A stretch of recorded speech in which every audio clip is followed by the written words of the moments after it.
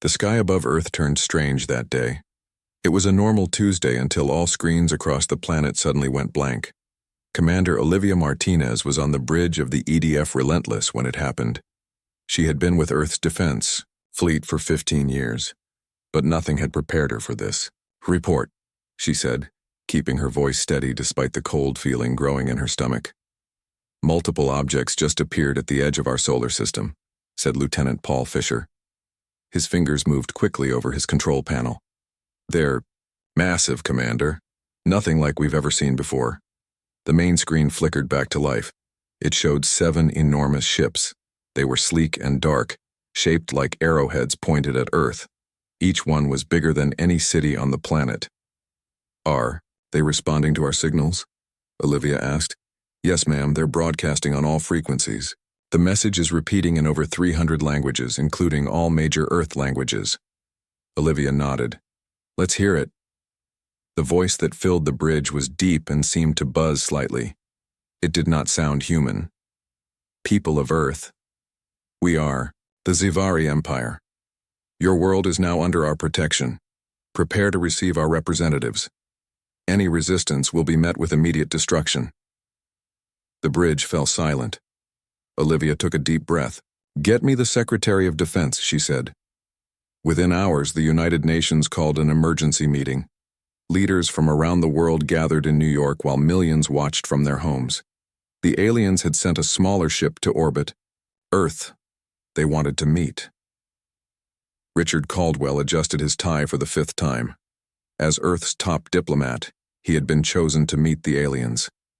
Now he stood in Lunar Base Alpha, the neutral meeting point both sides had agreed on. The room was large and empty except for a simple table and 2 chairs. The door on the opposite side of the room opened. Richard's heart beat faster as a creature stepped through. It was tall, at least 7 feet, with gray-green skin that looked like it was made of tiny scales. It had 6 limbs, 2 legs, and 4 arms that moved with strange grace. Its face had no nose, just slits, and its eyes were large and yellow with vertical pupils like a cat's. "I am High Executor Vexilon of the Zivari Empire," it said. Its voice had that same buzzing quality they had heard in the broadcast. "You may sit." Richard sat down across from the alien.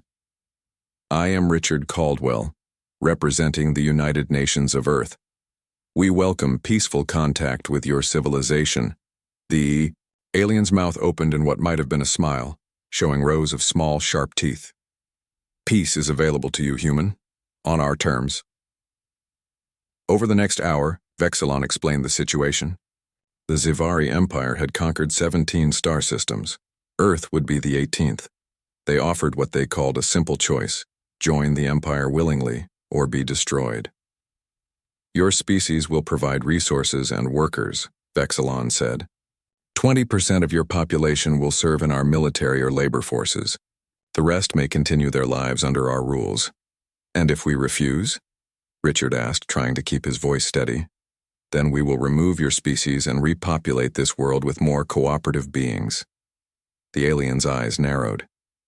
"Your weapons are primitive, your ships are slow, you cannot win." "We need time to discuss this with our people," Richard said. "You have 2 standard cycles, what you call days. Then we require your answer." Vexilon stood up. "Kneel to the Empire, or be reduced to cosmic dust." After the alien left, Richard sent his report back to Earth. Within hours, the United Nations Security Council gathered in emergency session. The room was filled with tension as Fleet Admiral Gregory Walsh presented his assessment. "Their technology is at least 200 years ahead of ours," he said, pointing to the images of the alien ships. "Their smallest vessel could likely destroy our entire fleet. A direct military confrontation would be suicide." "So you suggest we surrender?" asked the representative from Nigeria. "I'm a military man," Walsh replied, his face grim. "I will fight if ordered, but I cannot recommend a battle we cannot win." The room erupted in angry shouts. Some nations wanted to fight no matter the cost. Others thought surrender was the only way to save lives. In the middle of this chaos, the doors burst open. A woman with dark hair pulled back in a tight bun walked in, Security tried to stop her, but she pushed past them. "You need to hear this," she said loudly over the shouting. "I'm Dr. Samantha Rodriguez from the Quantum Propulsion Laboratory." The room gradually quieted. "We've been analyzing the aliens' communications," she said. "There's something they're not telling us, something they fear about humans." "What could they possibly fear from us?" asked the Chinese representative. "You heard Admiral Walsh, they're centuries ahead of us." Dr. Rodriguez placed a small device on the table. It projected a complex pattern of waves and symbols. "This is a deep analysis of their message patterns. There are gaps, things they're carefully not saying." She pointed to several spots in the projection. "And there's this emotional pattern that appears whenever they refer to humans directly. Our linguists believe it's anxiety or fear." "Fear of what?" Richard asked. He had just returned from the moon and looked exhausted. "We don't know yet," Samantha admitted. "But they're hiding something. They want us to think they're invincible, but that's not the whole truth." Admiral Walsh studied the projection carefully. "Can you find out what they're afraid of in the next 48 hours? Samantha nodded. "We'll work nonstop, but we'll need resources and access to all the data we have on the aliens." "You'll have it," said the Secretary General. "Admiral Walsh, prepare our forces, just in case. We may not win in a direct fight, but perhaps we can find another way." As the meeting continued, Olivia Martinez received new orders aboard the Relentless. Her ship would be moved closer to the alien fleet, close enough to gather more data, but not so close as to appear threatening. "We're really doing this?" asked Lieutenant Fisher as they prepared to change orbit. Standing up to them, Olivia looked at the alien ships on her screen. They were beautiful in a terrifying way, like perfect predators. "We're not kneeling," she said quietly. "Not without knowing all the facts first." As night fell across Earth, billions of people looked up at the stars, wondering if these would be the last days of human freedom. In labs and military bases around the world, people worked frantically to find any weakness, any hope. The clock was ticking. Dr. Samantha Rodriguez hadn't slept in 30 hours. The underground lab beneath the Arizona desert hummed with activity as scientists and military personnel worked frantically. Only 36 hours remained before the Zivari deadline. "Show me the brain scan again," Samantha said, rubbing her tired eyes. Her assistant, Dr. Alan Parker, pulled up the image on the main screen. It showed two brain scans side by side. Both glowed with activity, but the patterns were very different. "The left is a normal human brain," Alan explained. "The right is Lieutenant William Hayes. His neural patterns are unusual but not unique. About 1 in 500 humans show similar activity." Lieutenant Hayes sat quietly in the corner of the lab. He was a tall man with short brown hair and the steady gaze of someone who had seen combat. As a special forces operator, he had been through more than most. Now sensors covered his head, monitoring his brain activity. "And what happens when he gets angry?" Samantha asked. Alan tapped a button. The screen changed to show Hayes's brain lit up like a Christmas tree. Certain areas glowed so brightly they almost hurt to look at. "That's not normal," Samantha said. "No," Alan agreed. "When experiencing strong emotions, especially anger, people like Hayes produce a unique energy signature. We've tested it against the Zivari tech samples we recovered from their scout drone. It disrupts their systems completely." Samantha turned to Hayes. "How do you feel when you do this?" Hayes shrugged. "I just think about what would happen if these aliens took over Earth. If they hurt my family, my friends, the anger comes naturally." "It's like we're walking EMP weapons," Hayes added after a moment. "But only when we're mad as hell." Samantha nodded and turned to the military officer overseeing the project, General Frank Nelson. "We need to find more people like Hayes, as many as possible." General Nelson nodded. "We're already testing military personnel worldwide. But even if we find thousands, how do we use this against their fleet? We can't exactly fly Hayes up to their ships and ask him to get angry at them." Samantha smiled for the first time in days. "Actually, I think we can do exactly that. Just not in the way you're thinking." While the scientists worked in Arizona, another plan was taking shape in orbit. Admiral Walsh had authorized a dangerous mission. The EDF Shadow, Earth's newest and most advanced stealth ship, prepared to infiltrate the Xivari fleet. Captain Eric Summers checked his gear one last time. His 5-person team was the best Earth had to offer. Their mission: get close enough to the Xivari ships to gather detailed intelligence and, if possible, capture more of their technology. "This is a one-way trip, isn't it?" asked Linda Chen, the team's tech specialist, as they prepared to board the Shadow. Eric didn't lie to his people. "Probably. But if we don't find something useful, billions of people will either die or become slaves. I'd say that's worth the risk." Linda nodded. "Agreed, Captain. Just wanted to be clear. The Shadow departed Earth under cover of a routine satellite maintenance mission. Its special coating absorbed radar and other detection methods. It was as invisible as human technology could make it." As they approached the massive Xivari fleet, Eric felt a chill. Up close, the alien ships were even more impressive. The smallest was the size of an aircraft carrier. The largest could have housed a small city. "Holding position near the fleet's outer edge," reported Kyle Roberts, the pilot. "No signs they've detected us." "Good," Eric said. "Linda, start the deep scans. Joe, keep monitoring their communications."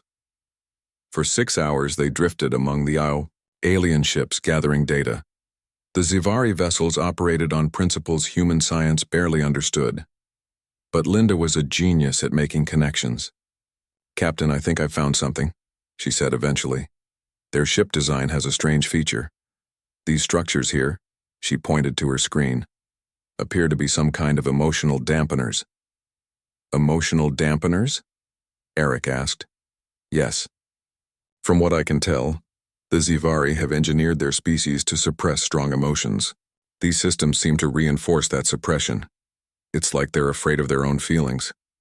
Eric remembered what Dr. Rodriguez had discovered. Or maybe they're afraid of ours. Just then, Joe's console lit up with warnings. "Captain, they've detected us. 3 ships are moving to intercept. Evasive maneuvers," Eric ordered. "Kyle, get us out of here." The Shadow twisted away from the approaching ships, but it was too late. A beam of energy struck them, disabling their engines. Another hit took out their communications. "Linda, send everything we've got back to Earth," Eric ordered. "Use the emergency burst transmitter." Linda worked frantically at her console as the ship shuddered around them. "Transmitting now." The data streamed back to Earth, schematics of the Xivari ships, details of their technology, and most importantly, the discovery about the emotional dampeners. Moments later, a bright light filled the Shadow as the Xivari tractor beam pulled them toward one of the larger ships. "Destroy all remaining data," Eric ordered. "They're not getting anything else from us." As they were pulled toward the alien vessel, Eric hoped their sacrifice would give Earth the edge it needed. Back on Earth, Samantha received the transmission from the Shadow. She immediately saw the connection to her own research. "This is it," she told General Nelson. "This is why they fear us. The Xivari have evolved or engineered themselves to suppress emotions. Human emotions, especially strong ones like rage, fear, and defiance, are disruptive to their technology, and possibly to their very minds." "So what's the plan?" the general asked. Samantha pointed to the design she and her team had been working on. "We use their weakness against them. We launch what looks like a desperate attack with our fleet. They'll destroy our ships, but each one will release these special nanobots carrying the neural patterns of people like Hayes." "You want to use our people as weapons?" General Nelson looked disturbed. "Not the people themselves," Samantha corrected. "Just copies of their brain patterns. The volunteers stay safe on Earth. But their anger, their defiance, that we send to the Xivari. We turn our emotions into a virus that infects their systems." The general studied the plan. "It's risky. We'll lose a lot of ships. We'll lose everything if we do nothing," Samantha replied. After hours of debate, President Laura Wilson approved the plan. They had less than 24 hours before the Xivari deadline. Earth would not kneel. Instead, It would fight back with its most powerful weapon, human emotion. As preparations began, Lieutenant Hayes volunteered to be the primary neural pattern donor. "If my brain is going to help burn their worlds," he said, "then let's make it a fire they'll never forget." The deadline was up. Earth had given its answer to the Zivari Empire. Humanity would not kneel. Admiral Gregory Walsh stood on the bridge of the EDF Defender, the largest ship in Earth's fleet. Around him, officers worked at their stations with grim focus. Everyone knew what was at stake. "All ships report ready, Admiral," said his second-in-command, Captain Karen Miller. Walsh nodded. "Then it's time. Begin Operation Firestorm." Across the solar system, 200 Earth ships moved into formation. They were greatly outnumbered by the Zivari fleet, and their weapons were far less powerful. By any normal measure, this battle was already lost. But this was not a normal battle. Each Earthship now carried special devices designed by Dr. Samantha Rodriguez and her team. The devices contained nanobots programmed with the neural patterns of volunteers like Lieutenant Hayes, humans, whose brain activity produced the disruptive energy signature that interfered with Zivari technology. "Remember," Walsh told his fleet commanders, "we need them to destroy our ships. That's how the nanobots will be released." It was a strange battle plan, asking his people to sacrifice themselves. But the ships were mostly automated, with minimal crews who would evacuate in escape pods before the final approach. The Earth fleet accelerated toward the Zivari Armada. On the massive screens in mission control, Samantha watched the ships move like tiny dots against the blackness of space. "Will it work?" President Laura Wilson asked, standing beside her. "The theory is sound," Samantha replied. "When their weapons destroy our ships, the nanobots will be scattered in the explosion. They're programmed to seek out and attach to Zivari technology. Once inside their systems, the bots will begin broadcasting the neural patterns." "Like a Trojan horse," the president said. Samantha nodded. "They let us in by destroying us." In space, the battle began. The Zivari ships fired energy beams that cut through Earth vessels like they were made of paper. One after another, Earth ships exploded in bright flashes of light. With each explosion, millions of invisible nanobots spread outward, drifting toward the Zivari fleet. On the bridge of the Defender, Admiral Walsh watched his fleet being destroyed. 30% of our ships gone," reported Captain Miller. "No apparent damage to Zivari vessels." Walsh kept his face calm, though inside he felt sick, watching his people die. "Stay the course. Continue the attack pattern. Aboard the Zivari flagship." High Executor Vexilon watched the battle with contempt. These humans were even more foolish than he had thought, throwing their primitive ships against the might of the Empire. "They will learn respect as they die," he told his officers. But then something strange happened. A junior officer approached, his movement stiff with concern. "High Executor, we are detecting system anomalies across the fleet," the officer reported. "Explain," Vexilon demanded. "Ship functions are becoming erratic. The quantum AI systems are experiencing, I don't know how to describe it. It's as if they are having emotional outbursts." Vexilon's yellow eyes narrowed. This was impossible. The Zivari had engineered emotions out of their technology, just as they had suppressed them in their own bodies thousands of years ago. Emotions were dangerous, unpredictable. They led to chaos. "Run full diagnostics," he ordered, "and increase emotional dampening fields to maximum." But it was too late. The nanobots had infiltrated the ship's systems and were now broadcasting human emotional patterns directly into the Zivari technology.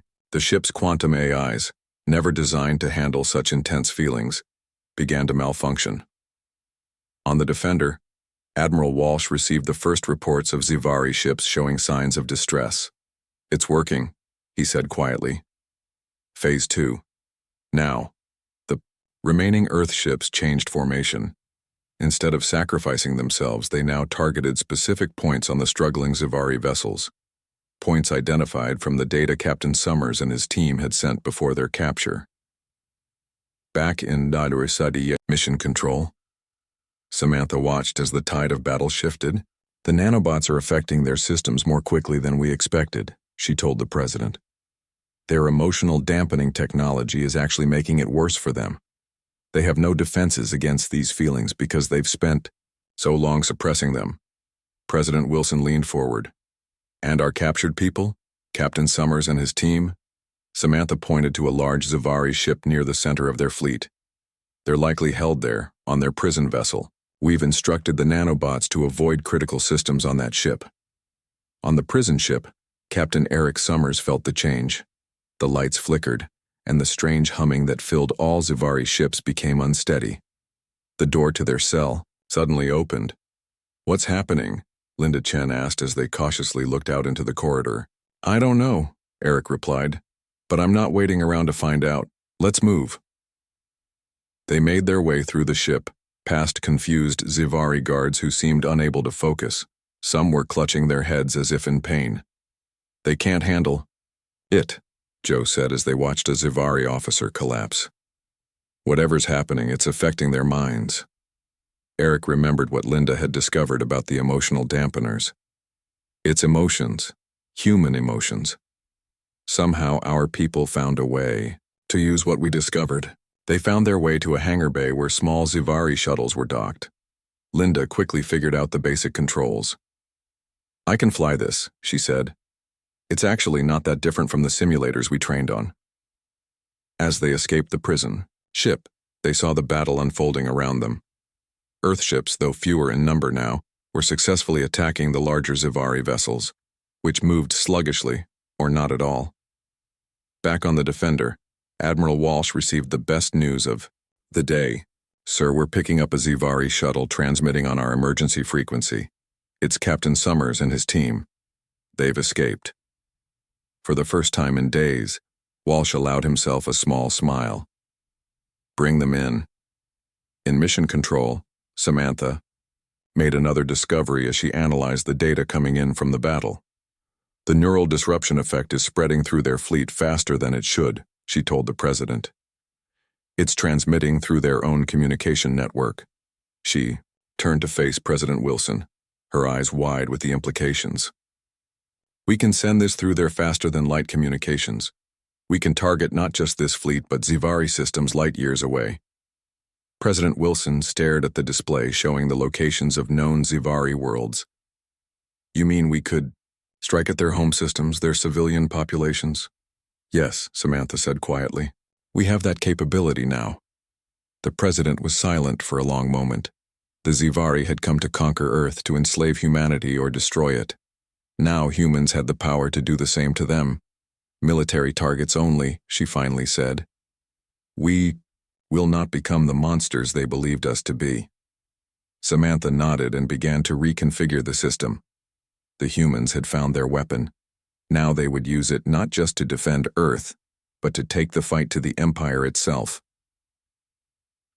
The day the Zivari demanded humanity kneel was the day they sealed their own fate. The tables had turned. 1 week after the battle began, Earth forces had captured 5 Zivari ships and destroyed 7 others.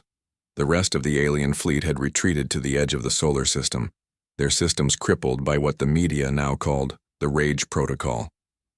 Colonel Natalie Foster walked through the halls of the captured Zivari command ship. It was huge, with ceilings 3 times taller than those on human vessels.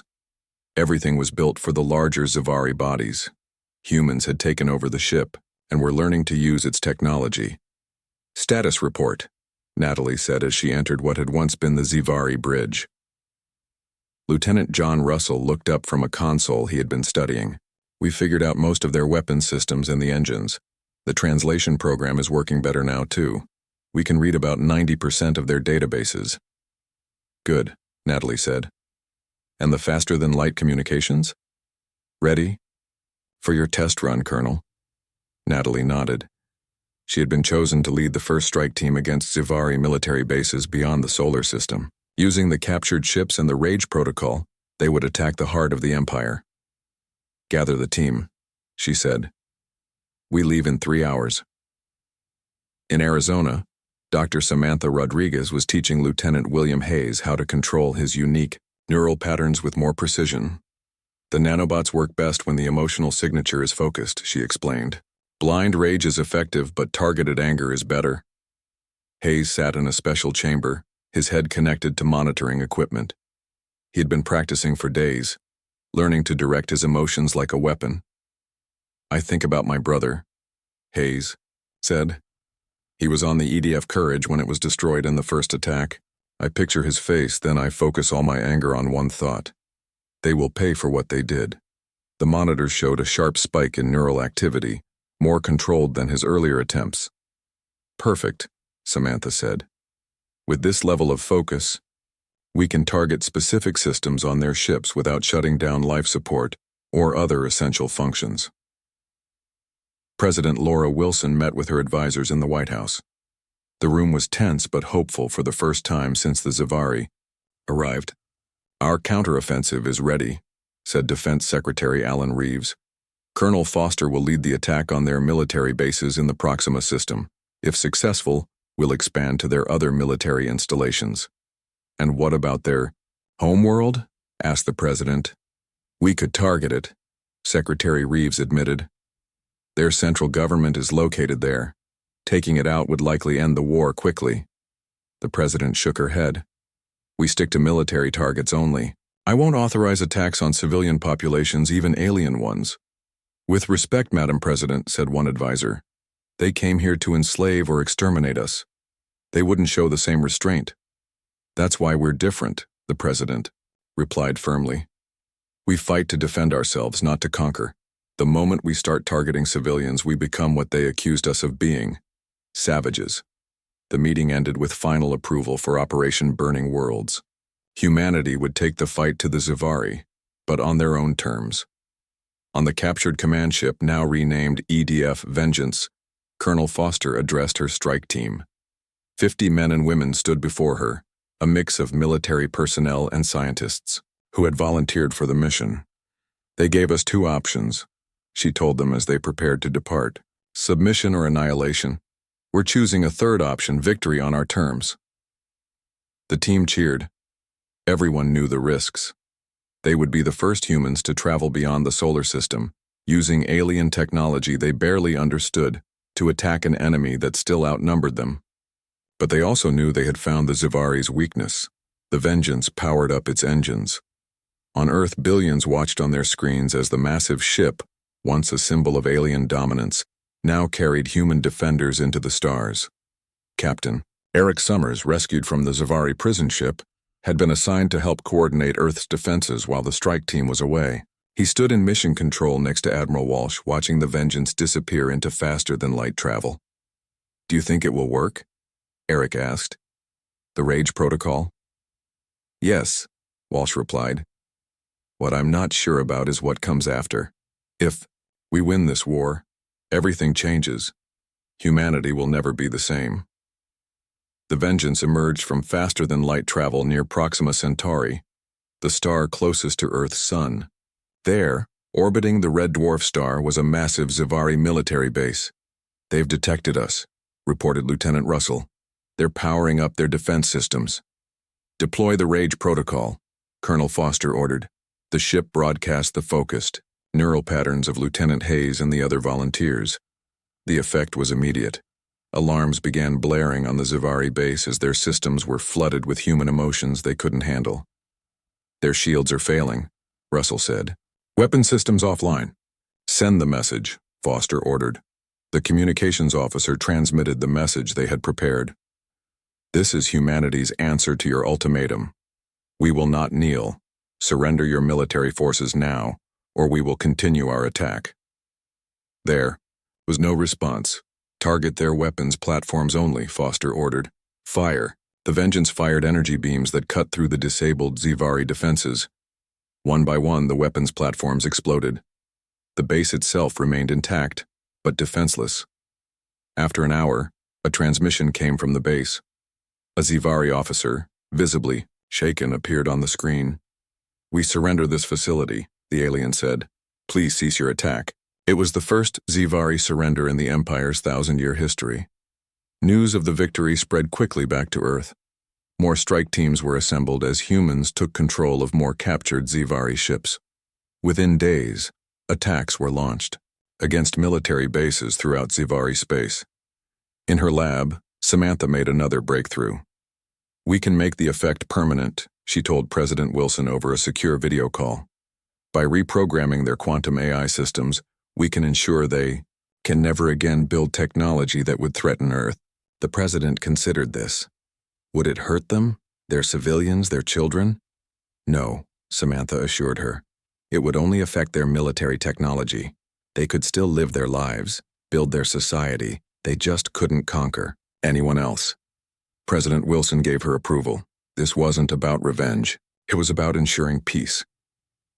As the strike teams continued their campaign against Zivari military targets, Earth prepared for a new era. Humanity had faced extinction and instead found its strength. The stars, once so distant, were now within reach. The Empire had demanded humanity kneel. Instead, humanity had shown the galaxy how to stand. 6 months had passed since the Zivari Empire's failed attempt to conquer Earth. The war had spread across 17 star systems as humanity dismantled the Empire's military machine piece by piece. Earth ships, now equipped with Zivari technology, carried the Rage Protocol to every corner of the Empire. Admiral Gregory Walsh stood on the observation deck of Earth's new defense station. Through the large window he could see the blue-green planet below and the stars beyond. Among those stars were worlds that humans now visited regularly. "Admiral, we're detecting a ship entering the solar system," said the young officer monitoring the sensor station. Walsh turned. "Zivari?" "Yes, sir. But it's just one small vessel, and it's broadcasting on our frequencies. They're requesting permission to approach Earth under a flag of truce." This was unexpected. Most of the Zivari military had been defeated, but their central government had refused all attempts at communication. "Inform the president," Walsh ordered, "and have the ship escorted to Lunar Base Alpha. I'll meet them there." On the moon, Ambassador Richard Caldwell prepared to meet with the Zivari representatives. The last time he had been in this room, High Executor Vexilon had demanded Earth surrender. Now the situation was very different. The door opened and a Zivari entered. This one was smaller than Vexilon had been, with lighter-colored skin. The alien bowed slightly, a gesture it must have learned from studying humans. "I am Trelvor, representative of the new Zivari Council," it said. "I come seeking peace." Richard gestured to the chair across from him. "Please sit. I am Richard Caldwell, still representing Earth." Trelvor sat down carefully. "The old empire has fallen," it said. "The military leadership that ordered the attack on your world has been removed from power. Many worlds in what was once our empire have declared independence. Others have formed a new alliance based on cooperation rather than conquest." "And you represent this new alliance?" Richard asked. "Yes. We wish to establish peaceful relations with Earth. We recognize your sovereignty and your right to exist without interference."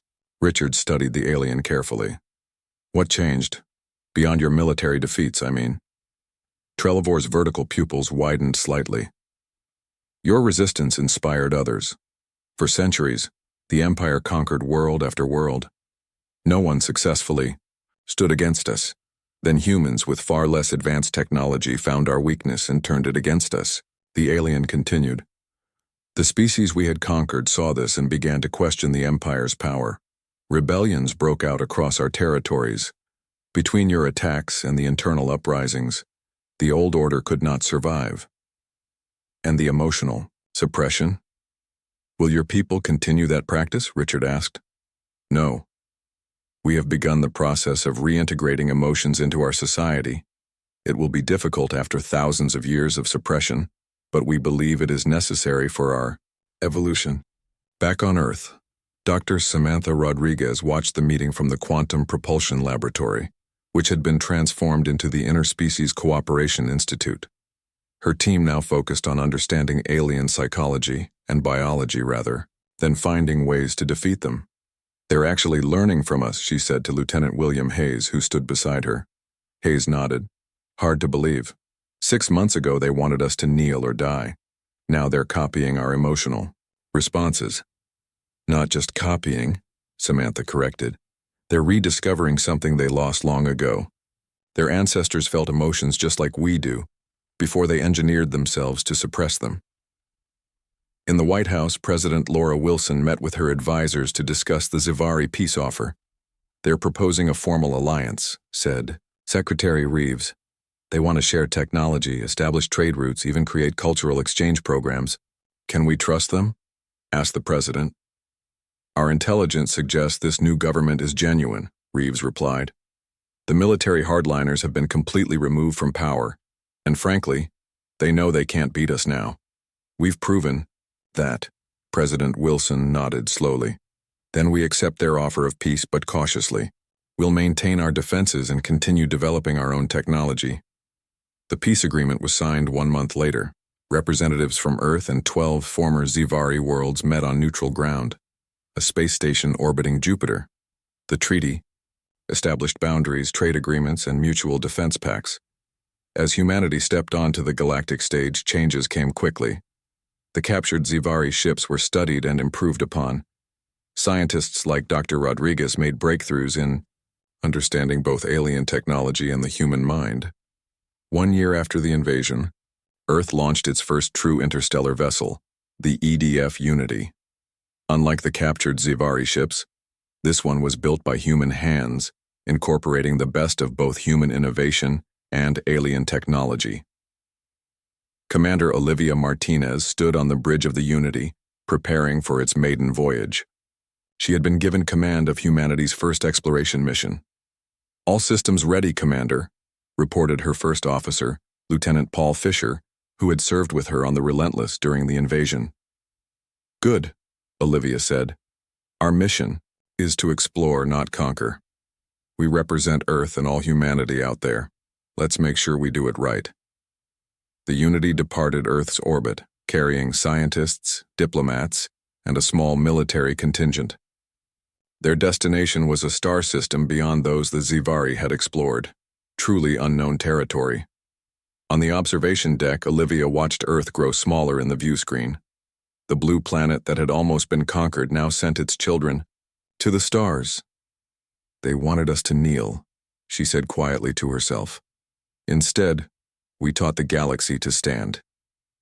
Lieutenant Hayes, now recovered from the neural strain of the war, had been assigned to the Unity as head of security.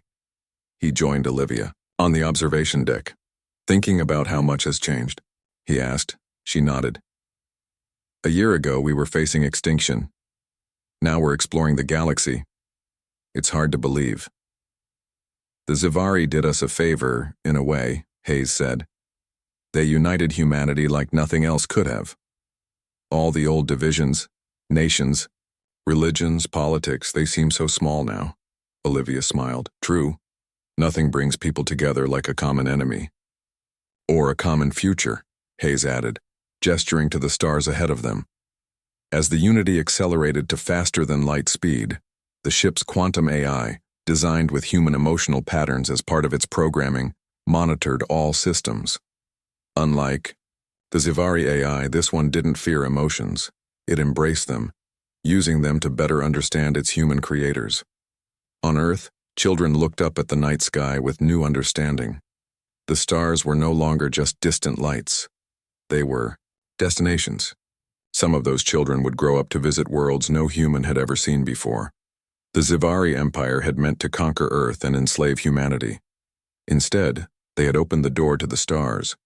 Their demand that humans kneel had awakened something powerful, not just rage but determination, courage, and hope. Humanity had answered by burning their worlds. But from those ashes, a new and better galaxy had begun to emerge.